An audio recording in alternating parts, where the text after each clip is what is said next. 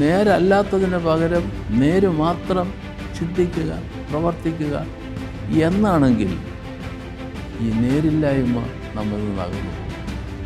അങ്ങനെ നേരും നന്മയും കൊണ്ട് നമ്മളുടെ ജീവിതത്തെ നിറയ്ക്കുന്ന സന്ദർഭത്തിൽ നമ്മൾ നിർഭയരായി മുമ്പോട്ട് പോകുവാൻ നമുക്ക് കഴിയും. ഇന്ത്യയിലെ ഏറ്റവും വലിയ കരോൾ സംഘടിപ്പിച്ചത് 2023 കേരളത്തിലെ ചാലക്കുടിയിലാണ്. ചാലക്കുടി കാർമൽ ഹയർ സെക്കൻഡറി സ്കൂളിൽ 2000 സ്കൂൾ വിദ്യാർത്ഥികളായിരുന്നു ഗായകർ.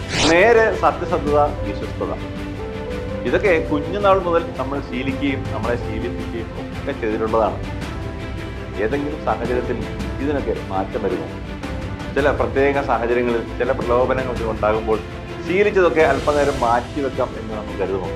ഈഡിസ് കൊതുകല്ലേ ഡെങ്കിപ്പനി പരത്തുന്നത്? ഡെങ്കി മാത്രമല്ല, ചിക്കൻ ഗുനിയും സിഗയും ഒക്കെ പരത്തുന്നത് ഈഡിസ് കൊതുകാണ്. അപ്പോ ഇത് ഭയങ്കരനാണല്ലോ. അത്ര ഭയങ്കരനൊന്നുമല്ല. നമ്മൾ വീടും പരിസരവും വെള്ളം കെട്ടിക്കിടക്കാതെ സൂക്ഷിച്ചാൽ മതി.